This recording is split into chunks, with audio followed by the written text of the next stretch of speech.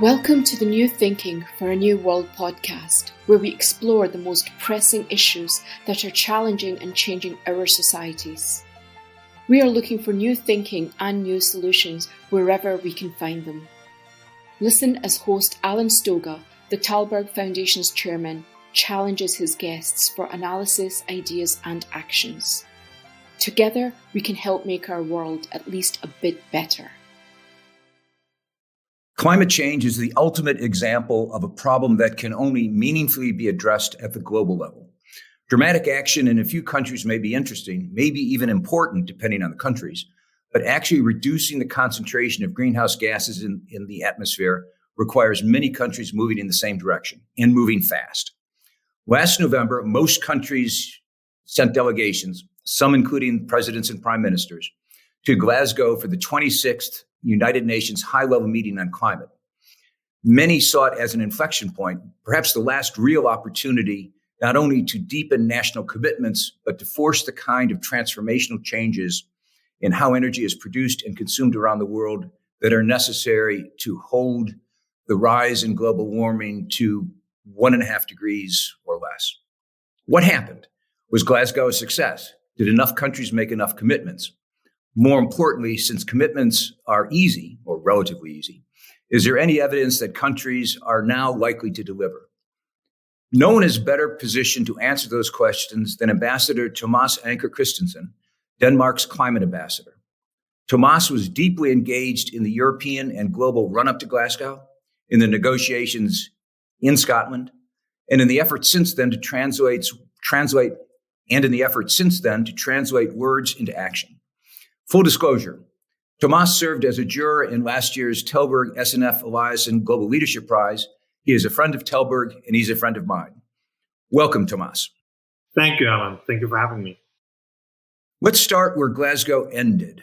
What were the most important successes and failures of COP26? 60,000-foot overview.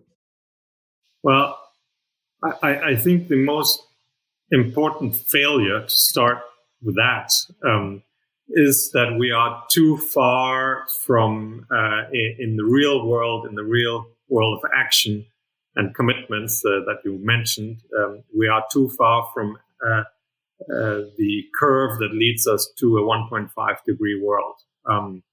We went into Glasgow with being at a 2.7 degrees mark as presented by the UN, and leaving it, depending on which analysis you look at, we are somewhere in the 1.8 to 2.4 degree range. If everyone delivers on everything they promised, signed, committed to.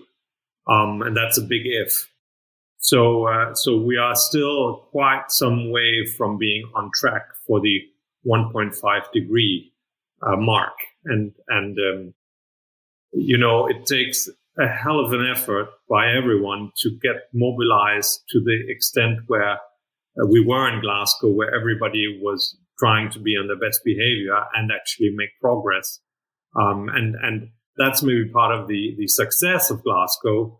That when the UK took over the presidency in around this time 2 years ago, we were heading somewhere close to 4 degrees, and so even being at a 2.7 degree mark when we went into Glasgow is a considerable achievement, and mobilizing further commitments and announcements in Glasgow is also really, really great. And when Alok Sharma, the UK COP president, at the end of the COP declared success in keeping 1.5 degrees within reach, I would argue that is a fair assessment that the UK, we all collectively actually managed to do so. Now, why do I say that? That comes down to the negotiations and the outcomes that were actually negotiated in addition to the commitments in Glasgow. Success really depends on how one assesses our global collective will to act. Dag Hammarskjöld, the second UN Secretary General, famously said that the UN was not created to deliver mankind to heaven, but to save it from hell. And did the outcome of Glasgow manage to save us from hell for another day? I think it did, Alan. In the outcome, there's not only a strengthened commitment to 1.5 degrees. In Paris, we actually set 2. There is a recognition that we're far off track, that we need to reduce with 45% by 2030, which is for the first time ever a collective recognition of the size of the challenge. And there's a strong urge for everyone to either submit new plans or revisit the current plans to see if they are on track, both for 2030, but also for long-term net zero strategies for 2050. Even the concept of net zero strategies didn't exist at the UN before, and that's new as well.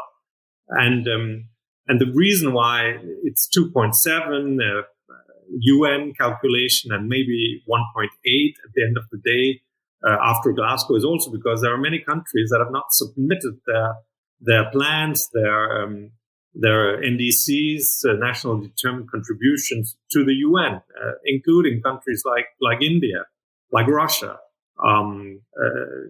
There are many of the large emitters in the G20 who have not done their formal paperwork yet. And the pressure is now on everyone to come back in Sharm in November of this year in Egypt and do what they have committed to in the agreement. And in the agreement, there is an annual ministerial conversation, there's an annual synthesis report, and there's a whole sort of structure now for annually reviewing and revisiting the whole regime. We didn't have that in Paris. So there's no hiding in the global eye anymore. There's a constant vigilance that governments will hold each other honest to this agreement, but also I know civil society, people like the ones who are listening to this podcast, media, everyone will focus on how well we're doing in keeping on track. Well, let me push on that because I would argue there has not been a lot of evidence that pressure is successful. It is successful in eliciting promises. As you just said, for the first time, 90%, we have commitments net zero from many companies, from many countries. All sorts of words are now floating around in the atmosphere. But the gap between those words and actions, if anything, seems to be wider than it was. We're in the middle of an energy crisis at the moment. Prices are very high. People are racing around looking for more coal, more oil. I would hesitate to do it, but I actually quoted Sarah Palin the other day. Burn, baby, burn seems to be the motto of the moment and couldn't be further away from the spirit of Glasgow. So the obvious question is, what is it that you felt at Glasgow that says countries, not just their climate ambassadors, but actually the people making political decisions, are willing to this time to walk the walk? Alan, there was no one, and heads of government who were there in the first 3 days, and all their ministers, and these are not only climate envoys, but also energy ministers and everyone else. There was no one who was questioning the urgency of the situation, the need to act, and the need to accelerate action, including energy transition. There are many reasons for the current energy crisis, but to claim that it's related to the rollout of renewable energy is pretty ludicrous. And I mean, the fact that there are some powers who are limiting their gas exports and are whipping up a crisis doesn't mean that the energy transition is not picking up speed. This is a short-term blip that's also caused by extra demand for energy coming out of the COVID crisis and very rapid global growth.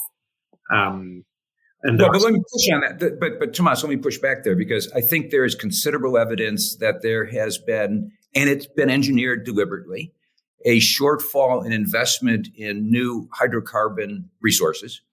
Absolutely. The gap, depending how you measure it, is large and getting larger between what is needed to sustain in the next 5 years, 10 years, hydrocarbon, oil and gas, even coal production, and what companies and countries are actually doing. So it is more than just the recovery from the pandemic, and it is more than just the pace at which renewables are rolling out. We are systematically pressing down the production of hydrocarbons, and it shouldn't have been a surprise that the result is higher energy prices and that gap that in the short run could be incredibly politically dangerous because politicians could be more willing to react to voters who are angry about high electricity prices in Europe or elsewhere, and forget the long run needs to make this transformation. But Alan, the solution to that crisis is not to say that the rollout of renewables is failing. It is to double the efforts to increase the pace of the energy transition. That's what we're doing in Denmark, and I think that's what's going to happen in Europe as a consequence of the crisis. And traveling in the Middle East, I think listening to what's happening in North Africa and the Gulf, they are also not only focusing on their hydrocarbon exports, but also looking at investing more and at higher speed into renewables to create new markets and new export commodities. There's a lot of talk about green hydrogen and the way the hydrogen revolution will help decarbonize industry and the hard-to-abate sectors and transport, by the way, but also of energy and energy interconnectors. We are in my part of Europe, Northern Europe, looking at a very rapid scale up of offshore wind in the North Sea, just as you are on the U.S. East Coast, and similarly in other parts of Europe and North Africa, they're looking at rapid build out of solar, and I think that's a question of time before that kicks in and starts replacing the energy that, as you rightly say, where investments are no longer coming. And clearly, there is a transition period. It is not a straight line from one energy system to the other. It's bumpy. It's messy. It goes up and down. Prices will be volatile. But that's also due to the fact that there's no global government, there's no global planning agency. It's very much building on the forces of the market, right? And there's some adjustments in the market that simply haven't taken place yet. Let me follow that with first a top-down and then a bottom-up question. The top-down question you just alluded to, collaborative global action requires, collaboration. It's the nature. How possible is that at a time of growing geopolitical tension? I would say that actually there was much less tension in Glasgow than I've seen previously. And again, the collective agreement on the challenge, on the severity of the situation that we're facing as a global community was much stronger than I've seen before. No one was questioning that. No one was questioning the science. No one was questioning the need to act and to act at speed. I think what most governments are grappling with now is more the how. How do you manage the energy transition when most of your engineers know how to operate a coal power station or to drill for oil and gas, but very few know how to operate a wind farm or a solar farm or build the intermittency and the energy system based where you use renewable energy as a base load instead of nuclear or coal or gas. I mean, these are hard engineering questions that many countries don't have the expertise in yet, and to build that at speed and scale is necessary. I would also say that in the financial sector, there are many financial operators who simply don't understand this fully yet and haven't grasped onto it. The multilateral development banks need a makeover. I listened to a conversation yesterday where Mark Carney, the special envoy for finance of the UN Secretary General, former central bank governor of the UK, was arguing that we need to totally reform the MDBs to to use their balance sheets to, help speed up the transition. There are many pieces of the international architecture that still haven't come around to facilitating and doing this. Carney, he gathered $130 trillion in his net zero finance alliance, but that money has to come out and work, and that takes a lot of hard work, country by country, sector by sector. And I sensed in Glasgow a lot of willingness, even amongst the largest economies, also the carbohydrate producers in the global south, to do this. But we still don't have enough experts, enough infrastructure, enough knowledge of how to do it. That's the big bottleneck right now. If you feel that the world lacks global leaders, please help support the Tällberg Foundation programs. Individual donations are being accepted at tällbergfoundation.org/donate. That's TALLBERG foundation.org/donate. The bottom-up question maybe points to another bottleneck in a sense. It's one thing at the global or national level for leaders to make commitments to net zero, to talk about speeding them up as the EU has consistently tried to move its objectives nearer in time. It's quite another to execute in democratic societies. You need people, voters, to accept that these kinds of fundamental changes in how they live are necessary. Is there enough work being done? And this is an impossible question to answer, but at that grassroots level, at the level of getting actual people, not leaders, people, to do what needs to get done, to accept the changes that they are going to have to live fundamentally differently, or is there a gap? Is part of the gap between promise and action the fact that we're a little short on the democratic leadership side? But Alan, I think I would frame this differently, though. I would say that most people are very happy to be part of this transition on the premise that they can continue living as they have done until now. 15 years. Fair enough, but that premise is a false premise. It's not. So when you increase electricity prices in Spain by 100% in 12 months. 15 years ago, all of us had fixed phones. How many people have a fixed phone in their home today? I don't. I haven't had one for 12 years. That was a voluntary choice, and you got better performance out of it. 15 years ago, everybody had cable. Now you're streaming all your news. You're watching your shows on Netflix. That's a European phenomenon, and that is a very specific phenomenon in Europe. It's not true in the global South. It's not true in China. It's not true in America.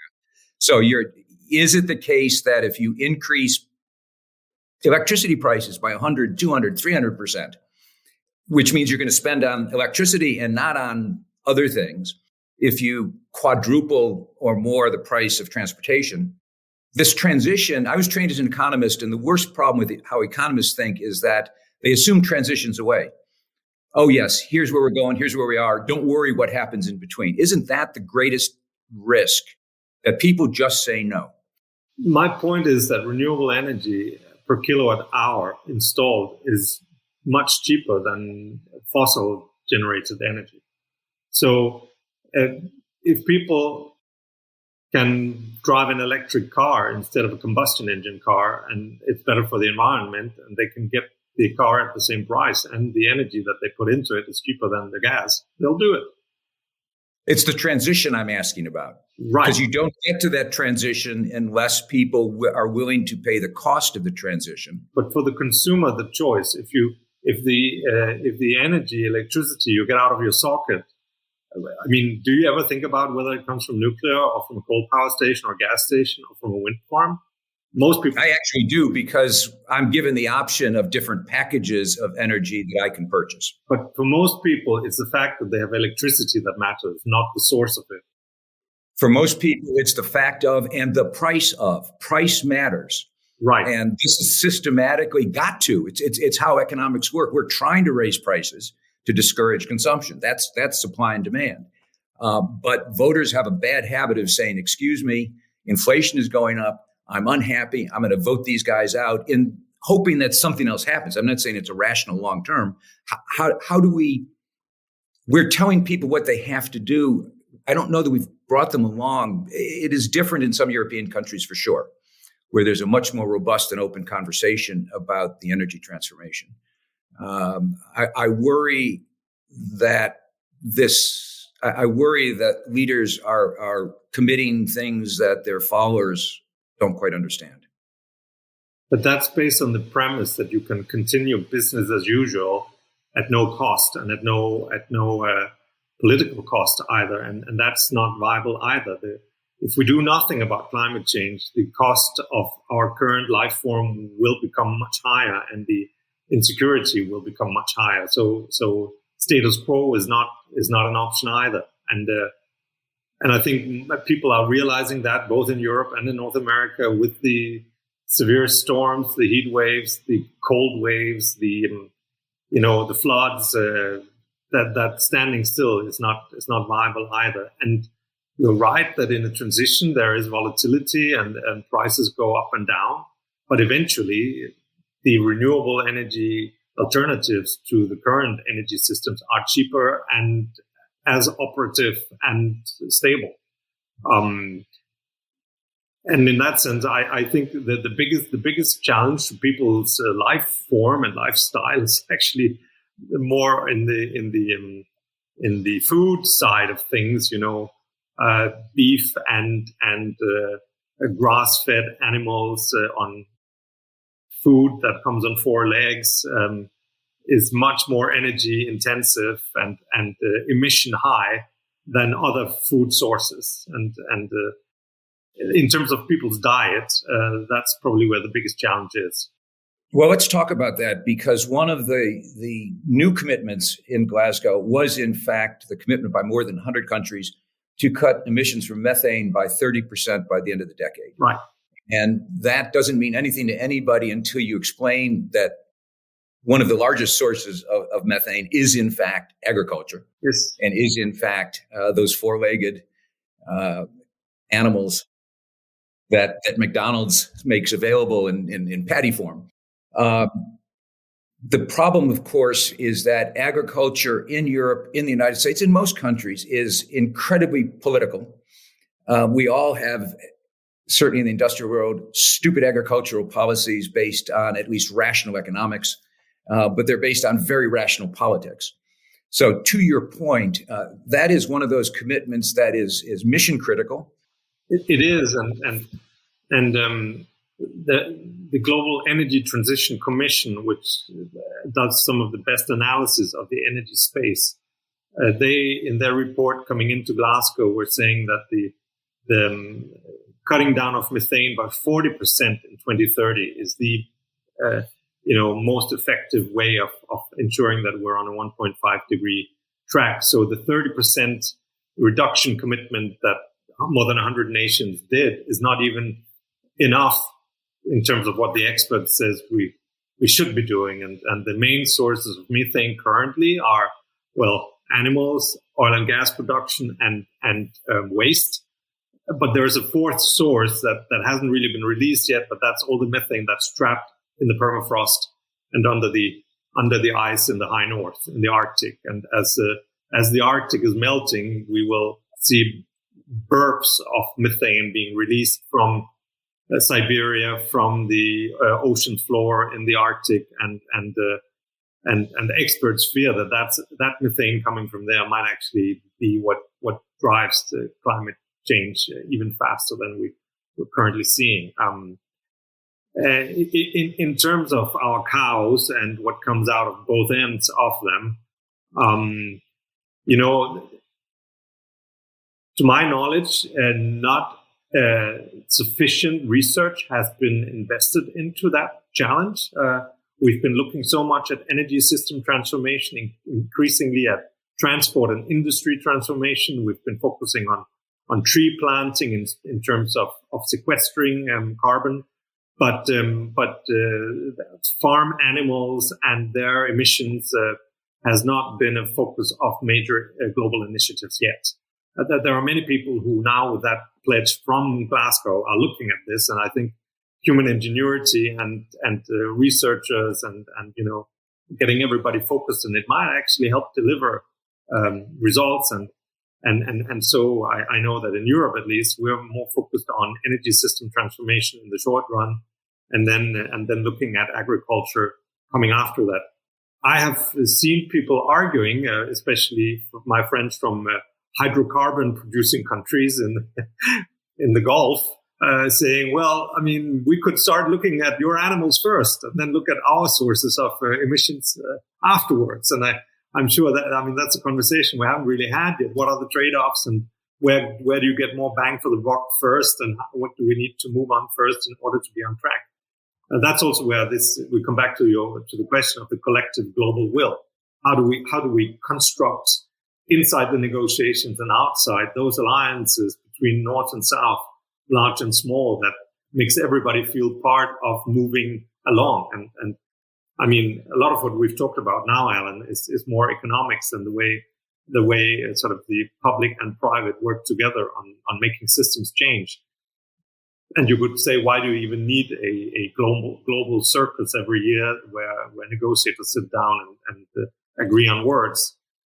I think you do it because it's by having the global conversation that we also collectively all move in that same direction and get to understandings about how we organize our energy systems, our agricultural systems, and so on. And more and more, you will see these kinds of plurilateral agreements like the methane one, that sort of the front runners taking a decision, taking a leadership role, and then everybody following suit. And that also keeps bringing new technologies into the marketplace, bringing prices down, and spurring everybody along. We talked about electrification of transport and cars. 5 years ago, no one thought that even would be an issue that would move at any speed. And now you have a large number of countries and of vehicle producers setting targets for ending combustion engine by 2030 or 2035. And I can see in my own country, we've gone from zero EVs and hybrids to a third of all cars sold last year were EVs, and more than half were EVs or hybrids. And the charging companies are now doubling, tripling, quadrupling their efforts to get the charging infrastructure in place, because consumers are actually ahead of the charging and industry. And we're also making catch up in terms of ensuring that we have the green energy supply to feed the energy into those cars so that they don't run on German produced coal generated energy. It's not possible to have this or to finish this conversation without introducing another C word, which is China. I think it's true that there's no path that excludes dramatic action by China, but demand for oil from China has yet to peak. They continue to open new coal plants. President Xi was noticeable by his absence from Glasgow. China's climate diplomats had a bit of a rough road there. They were behind the curve, dramatically so. At the same time, the irony is that they are a leading producer of solar and other renewable technologies, so they're working on both sides of the balance sheet. Can we get to where we, the world, needs to get to without China behaving fundamentally differently than they have been? We can't get to where we need to be without China stepping up its acts. That's true. If you look at global emissions, roughly 1/3 now come from the OECD, Europe, US, Australia combined, and Canada and so on. Roughly 1/3, a little less than 1/3 from China, and roughly 1/3 from the rest of the world. So China in and by itself is such a large piece of the challenge and of the solution. The Chinese leadership has committed to peaking emissions before 2030 and it seems as if they will start a coal phase out and phase down by 2026. Hopefully they can advance that date. That's where all eyes will be upon them.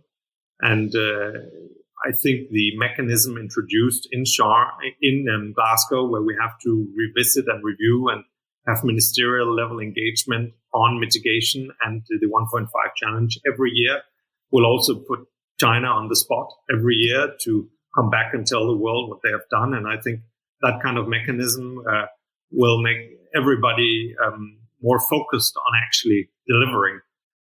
In that sense, the Chinese in Glasgow in the final round, I think felt quite isolated. And it wasn't just the US and Europe who were saying, you need to step up your action, but there was a chorus of voices from small island states that are disappearing, from vulnerable countries where the seawater is rising, from countries in Africa and Latin America, developing countries who were saying enough is enough. We need to end emissions from coal. All the major emitters need to start reducing their emissions, and that was a clear message to China from the countries they've been working the closest with in the global south.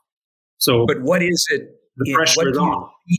The pressure's on, but is there evidence the Chinese care about that pressure? Pressure is in the eye of the beholder, and those who are pushing think they're pushing. Why do we think that the Chinese are listening and are actually rethinking their strategies?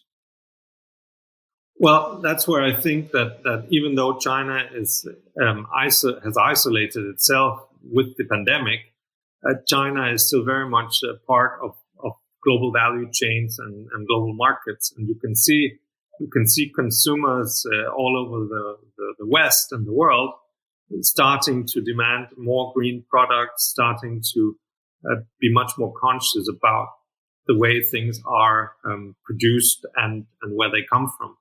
And there's a lot of pressure on China to clean up its act. And let me quote one piece of evidence for you. There's in the shipping world, the Danish company Maersk is probably the largest container shipping company around.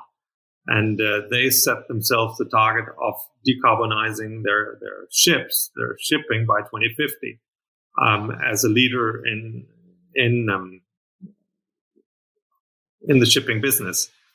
And the demand for green shipping on them from the consumer good producers, the Nikes or Ikeas of the world, is so large that they have increased their order of green ships, and they have advanced the date for being net zero to 2040.